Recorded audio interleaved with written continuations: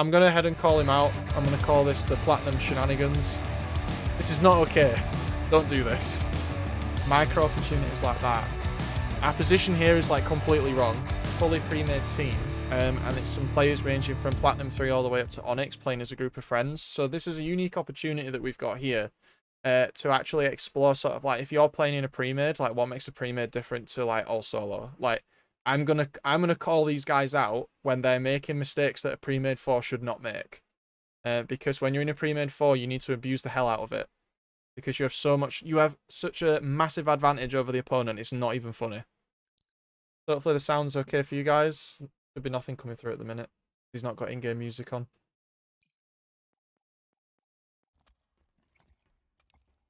Currently investigating people's profile. This is the first time I've watched this, by the way, as well as always. So my reactions and thoughts will be genuine. Thanks, Danny.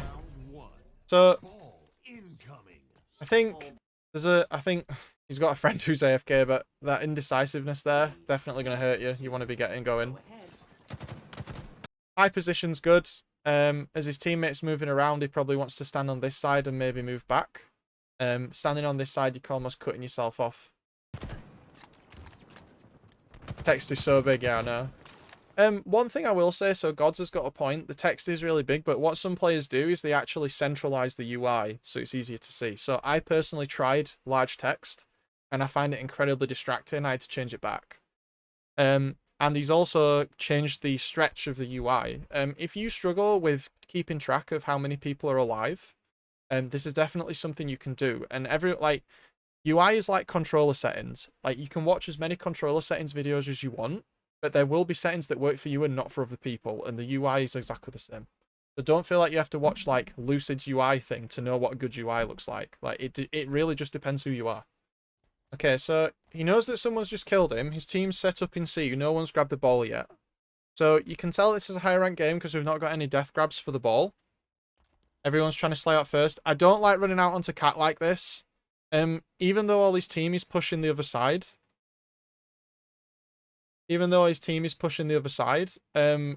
He's sort of here. We don't know where the enemy team is. I think the marker said his team was like in long haul here somewhere like this. Like all this area is unknown, and if he runs across the Cat like this, he's basically asking to get shot from Batledge, from Gold, from Whirlpool. It's just he's leaving so much open. Like he's very lucky he didn't get killed. Like that's not something you should be doing in Onyx. Like you should be checking before you run. There's so much but we don't have comms. So I ran straight across. Guy was there, big overcommit, jumping over like that. You want to be careful. Zone grenades are fine, just a little too aggressive. I think other people may agree. It was just a little too aggressive. Like he didn't really check his situation before he pushed, and it's a really common issue that like Platinum players will have. Another thing that we covered in the video last week is that because we keep spawning here,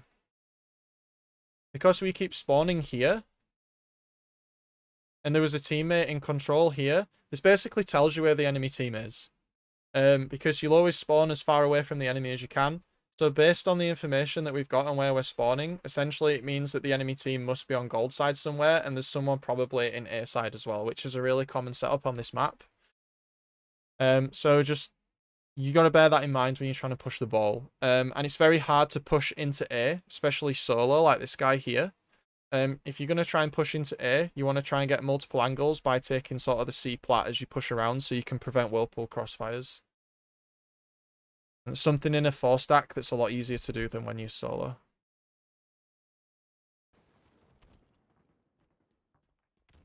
This is fine. He wants to make sure he's available to crossfire on his teammates. So here he's holding this door. This is good. Notice how he can get crossfire onto his 2 teammates. That was very interesting. I like the control and that he didn't chase. Teammate finished it off, probably called it out. That was nice. And look how he's holding position. He's trying to keep that map control for his team while his team pushes around. And he's sort of dynamically moving backwards and forwards as they move around. So for a Platinum player, he's actually doing okay. He needs to get in and clean up. Don't let your teammates die for anything. So there. I mean, let's talk about this. There's other Onyx players in the chat. Do you think in that situation he should have pushed in after his teammate? Because I think he should have. Because now the fight has reset and his teammates essentially died for nothing. Yeah, if your team commits and goes in my opinion, in a situation like that, if they're going to hard hold the ball, you should be pushing in. You should be pushing in and you should be punishing them for hard holding the ball. And you should be cleaning up any fights that your teammate had. If your teammate dies, you're in a 3v4 and you can't do anything for 10 seconds. So I'm not saying to throw your life away, but at the same time, you want to be, if your teammate's going to die, you're going to make his death worth it by trying to finish off what's there. Because look, this guy's other teammate was behind him too. Yeah, so I would have pushed there. Yeah, it doesn't mean it's the only way to play it, obviously. So now look, we're in this scenario because we didn't push and try and clean up. Like they still have the thing, the ball in the room. His teammates died. There's no way that we can take this room now. And we're also giving the enemy team time to set up. Like, we haven't even looked if anyone's at gold yet. And someone is. Yeah, so now we've got the setup. So if you watched the video last week, now we've got the setup. So as we said, they've got someone in here. They've got someone on the glass there. Someone's probably chilling down here somewhere. And someone's probably chilling here. So now they've got the setup. So if we try to push through here, all this area now is essentially a choke point. So if we want to break it, we can't. Yeah, if we want to break it, we're going to have to push around. We're going to have to try and split push around the other side. And we're going to have to try and take out the people that are crossfiring and force the guy from glass to come over here so these teammates can push. And this is what people say when they say Halo is a game of chess. It's because, as we said in the video last week, certain things need to happen before other things can happen. So it's not as obvious as just running at the guy who has the ball, because at a low level, you want to stop the guy who has the ball from holding the ball. But at a high level, there's so many other things that have to happen for you to be able to do that. You can't just suicide run into the ball carrier. Because if you do that in high diamond and Onyx, you're just going to get absolutely washed. It's just not going to work. This guy's mega caught out. It's good that they're sticking together. Someone push that guy. They're doing some of the 1-2 switches. Now, Camo's coming up, and we didn't see if this team got Camo last time. So what are they doing? They're pushing, taking space. I like how they took space. I think grabbing the Camo there, they maybe have info that we don't from the callouts.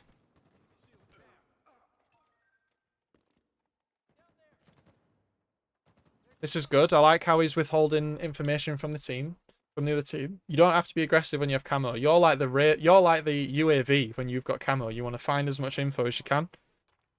And he's playing that very well. He's playing that very well. He should be helping his teammate here, though. He's not accomplishing anything up here. So there's a little positioning issue up here. The flank's okay, but it's a bit late. We're a bit exposed here. Yeah, someone should have been watching the back there. So that, when you're in a 4, you really want to make sure that you're covering multiple angles. And the important thing in a pre-made is that your response time is fast. So if we take the player as the red team here, they had their players sort of like this. I think that guy died, which left them open to the flank from this player here. Yeah? When you're playing in a pre-made, you want to make sure that you've got good angle coverage. So this guy could have been on bottom elevator looking this way. Yeah, he should have got info on the spawners as well, Jiggy. I completely agree. He should have been a bit like, when he flanked, it was almost too little too late. He should have already been doing that like prior to that. And giving information to his team. But yeah, like he should have been holding this angle like here to watch for the flank. And then as the flank comes, it doesn't matter that his teammates are looking the other way, because then his teammates can just turn around and go, shoot that guy. Yeah? So a lot of people get mixed up the fact that you should all be looking to shoot people that are the same direction with response. Good teams have fast response time. They don't spend a lot of time looking in the same direction. Yeah? So here, just looking in a different direction would have completely prevented that. Onwards. I don't want to be too harsh with him. Obviously, he's platinum player playing in high diamond here, so like, he's doing okay. It's just little things that make big differences. I'm hoping he called that out. I feel like the other team's got much better map control at the moment. I feel like the other team's fanning out and taking positions of power. Right, let's get onto Cat. Let's get some information. Don't jump down. Get some kills first. This is good. This guy needs to be... You need to get info and try and push when that happens. He was weak. We've lost someone now. We could maybe hold and run the ball here a little bit. Hold and run the ball here. No. It's small micro opportunities like that. I'm trying to think of the pro player now. Penguin, that's it. Penguin, who plays on Space Station. Penguin's really good at objective time because he doesn't diamond hands the ball. He doesn't just hold the ball the whole time, but he's very good at juggling the ball while he's doing other things. And really high ranked players are very good at doing that. And if you look at Penguin, he's literally got like some of the best. He is one of the best objective players like in the world. Like his objective stats are so much better than everyone else's. It's not even close. So this is good. We're holding out. We're looking at angles. We're trying to let us switch in and out. But we're not pushing, we're holding. Like, as soon as you get an advantage, we want to be pushing. So there are other players moving around to take control, but we're still chilling in the control tower, and we need to be moving around. So another player on the other team, 2 down. We need to push, we need to get this objective and push. So look, so he's kind of doing it. See this guy, he's running this way. Yeah, he wants to be running this way. And the reason for that is because he's going to make the enemy team spawn in C and get them trapped. But the positioning here... Our position here is like completely wrong. It's absolutely completely wrong. So as a 4-man, you have a very, very powerful ability to completely coordinate and block spawns. And one of the things that they completely missed here... And I should say they are a 4-man, but they're almost like a half pug 4-man. So they're not like a proper team of 4 people. They're just 4 people that know each other. But, I digress. As a 4-man group, you have the power to block spawns. And when they were like this here... I think someone was here and someone was there, maybe. They're leaving elevator open. And they're leaving C open. And they're leaving things to chance. So what they should have done is... They should have got some resources. Start counting to 10. Or start counting to like 9 as people die in your head. Grab some resources, maybe get the Magnum, get the grenades, maybe pick up the Needler. Oh, it's 3 seconds left. Let's get the hell out. Yeah, let's hold A, hold Whirlpool, get the ball, maybe have it up here. Not sure I've changed the colour of that icon, but whatever. And this will spawn the other team in C, which is a really shit place to be on this map. And then we flip it and we've got total map control. And it is literally decisions like that that will win you or lose you the game. Like, I'm not even joking. If you're in Platinum and you don't see this stuff happening, like, this will literally win you the game doing this. It is all about blocking spawns and map control. So now we're creating a scenario where, like, we've allowed them to spawn in long haul and we're just slaying, but we could have held the ball and set up. But there's another guy spawning here. It's a complete shit show. Like, everyone's everywhere. That's fine. Maybe crouch, not on the box. Maybe on the ground. Other team completely just washing it there. Like, their positioning was really bad. You don't ever want to go mid. Like, trippy corner is like, you only want it if you're completely set up. The trippy corner is not a good place to hold if you don't have control. This is a Platinum 3-4 player playing with high diamonds. So, like, I am kind of tearing him apart, but I don't want to seem mean. Like, I'm just trying to give him as much criticism and constructive feedback as I can, because in his email, he really wanted me to do that. So I am tearing him apart, but he's not a bad player. He's just making micro decisions that are causing him to not be high diamond, if that makes sense. This is a good setup from the team. Notice how it looks like the stuff on shot call. The guy on control's going for a flank, though, but he doesn't need to. This flank's not needed.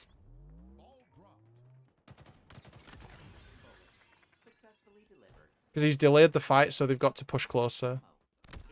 And then that happens. So we didn't need the flank there. We needed to hold. We needed to hold and just push them back. And we didn't play the ball either. We could have played the ball there. So we're spawning in A, so this tells us that they're holding C and golds. So we want to be careful as we push across here. That Juby guy maybe have someone behind him.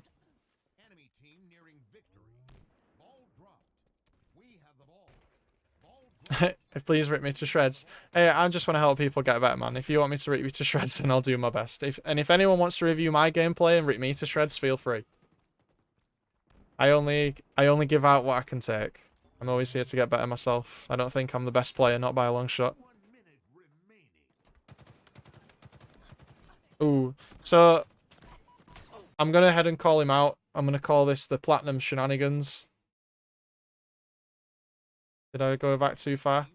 So we get the ball here, and the enemy team's spawning over here, but Juby's going towards them. He should be going up to gold. I think he's realised that now. And like, look at the position we have. We've got the wall from Trippy. We're even going up. So this is a good flank. So this is a good thing. What this player's doing is good. He could have done it faster though. He's a bit slow. Right, and then we have a complete power position with two people in view. Watch what he does next.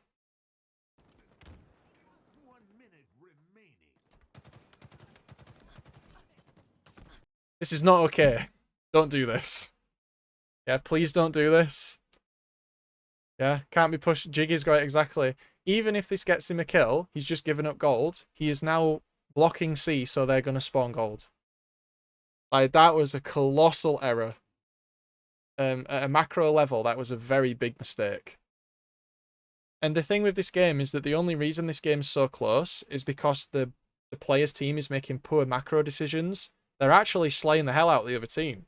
They're just making bad map decisions. If you're not sure what macro play is, it's anything that's not to do with, like, shooting.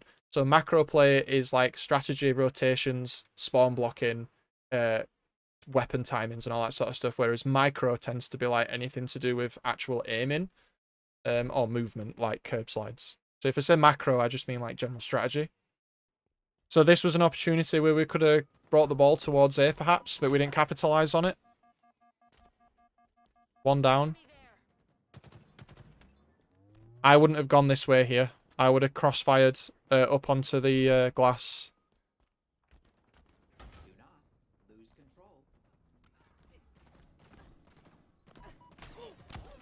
We could have juggled the ball, dropped it, and curb slid and picked it up there. Just to get away. I think this round's going to the enemy team, right? They really need to kite and drop that ball. Right. I'm gonna give you guys a Halo 101 here. Right? If the time till the end of the round is smaller than the amount of points that you need to win, don't pick up the goddamn ball. Leave it on the ground. Unless the other team is within like 2 points and can time you out. Yeah? If this is the case, get the ball to safety and play Slayer. Yeah? What's easier? Holding the ball for 10 seconds in a 3v4 or not holding the ball for 10 seconds in a 4v4? Yeah? Drop the ball. If the round time is lower than the time to score, drop the goddamn ball. Because they just made the round longer. So now they're doing it, they realised. And there we go. There we go. Okay.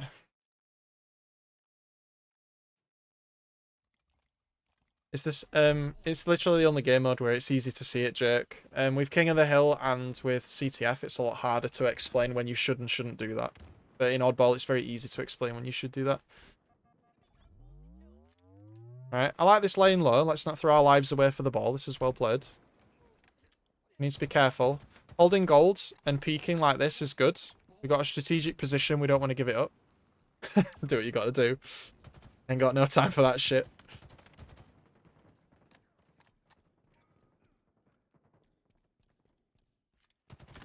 That was a nice pickup. Probably a call there. Shock rifle on the ground.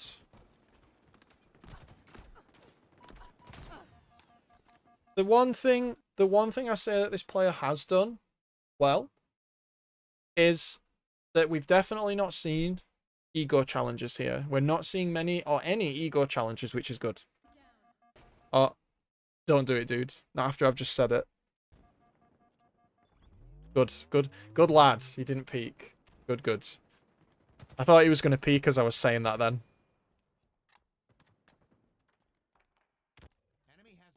So again, as a 4-man, we want to be pushing in a coordinated way, whether it's as a 4 in one direction or doing a pinch. This is a fantastic pinch. Whether they meant to do this or not, this pinch was amazing. The entire enemy team is just camped out in control for some reason.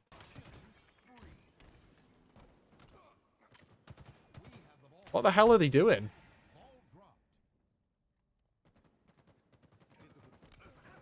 Right, if we again let's go shot call, and then we'll skip forward ahead again here. One of the really important things that you need to understand is that if you're going to set up in an area like Hydro, if we're going to set up in an area like C, we have to be really careful of pinch points. Yeah, I know, right, Jiggy? No way the Camo guy got 2 players there. It was crazy. You have to be really careful where you set up because you'll leave yourself open to pinches. So C, Hydro is open to a pinch from 3 different places, which is why players tend not to use it. Unless, other than the fact that it has a reset in this corner here. And so I think what the enemy team was trying to do there is trying to apply that strategy, but in a much smaller space. So the Camo guy was here. We had like the ball under the stairs. We had a dude here. Some other dude. I don't even know if the 4th player was there, but like, look at the pinch here. Like, for lack of a better term here, the red team was absolutely screwed. Like, there's just, if you're getting pinched from 3 different directions like this, that like you've got no business winning this at all. Like this is over. And this is why setup locations on certain maps are so core to winning. Because this is a very bad setup. Because it's open to so many... Yeah, dead to rights. It's open to so many different directions that it's awful. On contrast to that, A, provided that you've got coverage from the other side of the map, A only has really 1 concealed entrance. Because the crossfire can get bridge, it can get bottom, and it can get stairs, and it can get cap. So this is why people go A on this map, and gold is a similar story as well. It doesn't have very many flanking points, and that's why setup locations are what they are. They should have watched my breaking setups video. Dude, I need to watch my breaking setups video, because sometimes I totally do not follow my own advice. Okay, so we're still holding the C side of the map. The other team's got gold again, but notice how they're all clustered. So if you see the enemy team clustered like this, you collapse the shit out of them. Yeah, if they're clustered like this, their angles that they can take are so limited that you crush them. You just take the advantage and you crush them. Unfortunately, Juby got killed. But that is a time where you would crush the other team. Like in Control, for example. Okay, we got big momentum here. Why is no one running for the ball yet? Alright, there's a guy there. Good, someone got the ball. Right, they're going to be spawning A because of where we're stood, so let's go and block C or watch long haul. There we are, they've all spawned A. I feel like the decision making for these players is there, but it's almost like 3 seconds too slow. And I think a lot of people in the chat that are hovering around that high diamond Onyx would agree that some of the decisions this team are making are not wrong, they're just too slow. And it just takes time. Like, it just takes time. His player's aim's not bad. Like, his decision making's not bad. But we spent a lot of time not watching long haul there. This is good. We want to have a look at long haul, knowing that they just attacked from that direction. Let's have a look before we just throw nades. Because now we've got no grenades if we want to use one. General rule of thumb, I like to keep 1 frag grenade on me at all times just in case. Or 1 plasma. So I can do the old zone grenade. I can block the doorway or something so I can get away.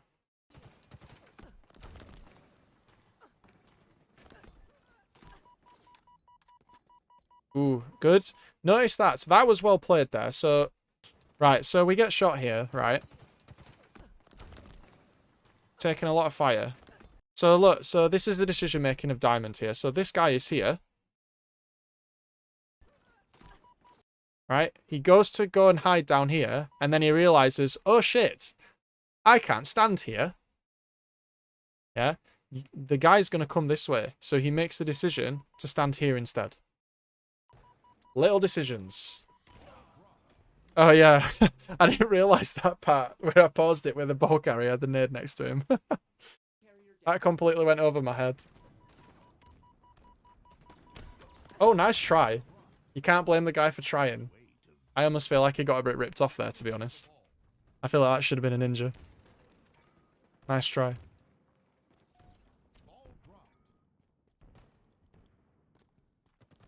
Yeah, it should have been a ninja. He got scammed. I don't like pushing the stairs here. I feel like he's choke pointing himself. I feel like there were other decisions here. Yeah. So here he just completely choke points himself. Like, we know there's a lot of action in this area, and we know the enemy's potentially coming this way. Yeah, I agree, Jig. I agree there.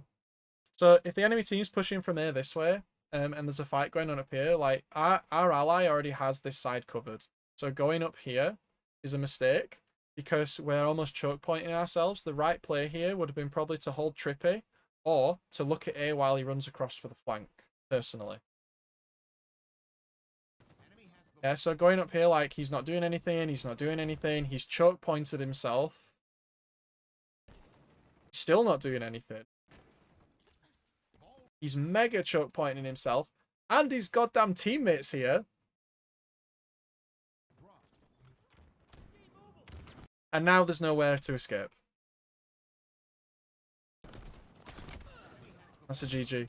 So, like, if he'd have flanked that, he might have killed them all. Maybe. It's hard to say, but I definitely wouldn't have done that. I think this team's getting better at carrying the map. I just think that they're making, again, it's those decisions that they're making. So we're closing in on the end of the video here before we jump into some ranked soon. This is good. So the trigger discipline with Camo here is really good. However, the chase is not good. You have to go for the back smack. If you start chasing, he's either going to see you or you're just going to miss. Because now, so now, we're not camoed anymore and we're stood in the middle of the map. We're a sitting duck.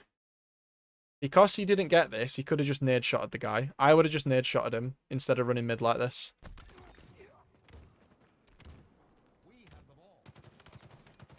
But it went in his favour.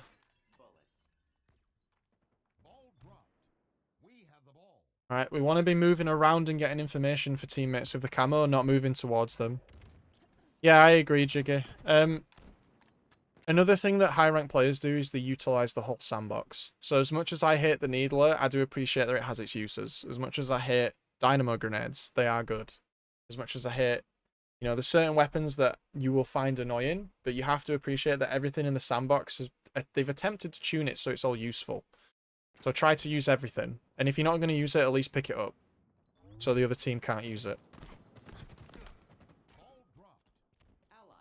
This is a risky run. Wow, that guy chased. Okay. Don't be that guy that just did that. Wow.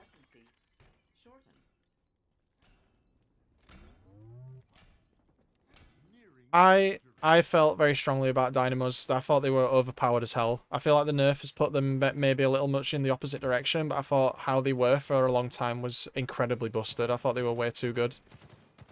I kind of feel like this match has deteriorated into a clown fiesta now. I feel like both teams are so fatigued, and I feel like yellow team has given up. And the fact that, like, we have 3 people in the pit, for God's sake. Like, what is happening? Like, is this silver?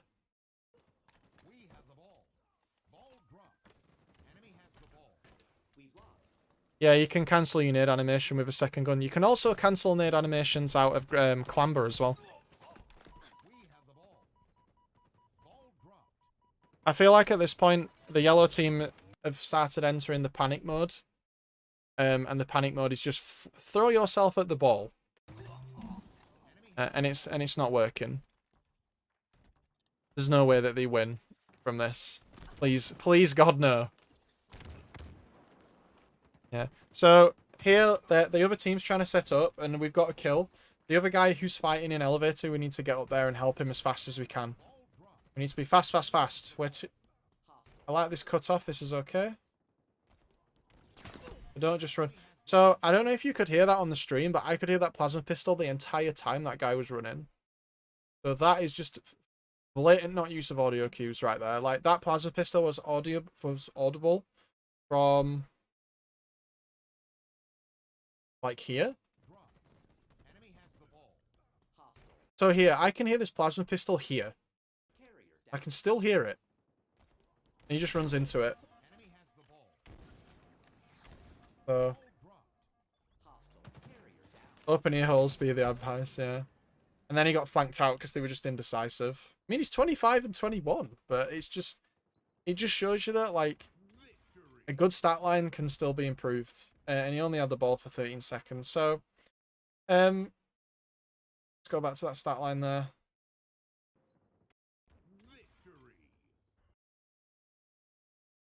Hey, Beyond, dude. Welcome to the stream once again. So you can see, like, for being the lowest, yes, I agree with Jiggy completely. Let me just, I'll just turn the camera off and stuff very briefly so you can see this. Like, for the lowest ranked player, like, he genuinely did good. Like, as much as I've sat here and ripped the guy apart, like, I'm trying to help him get better, but he's playing against, like, low Onyx and Diamond 5-6 players, and the guy's Platinum 3. Like, to drop a 25 and 21 in that scenario, like, that's done a good job. And I think the highlight here is, like, the efficiency of Juby, or JB, however you want to say it, JB. He's got the highest carry time and the highest kills on the lowest depth. So, like, he's obviously, you know, that guy was the MVP for their team. And there could have been a bit more ball time. And I think the ball time could have come from some of the stuff we highlighted where there was hesitance or we just weren't capitalizing on the enemy team being dead. So I felt like this was a really good way to show, like, how 4 stacks should kind of work together and how setups can be broken and how positioning is important and how you can manipulate it group. And I hope you guys enjoyed that too. So thank you to Honest Lawyer for sending this in.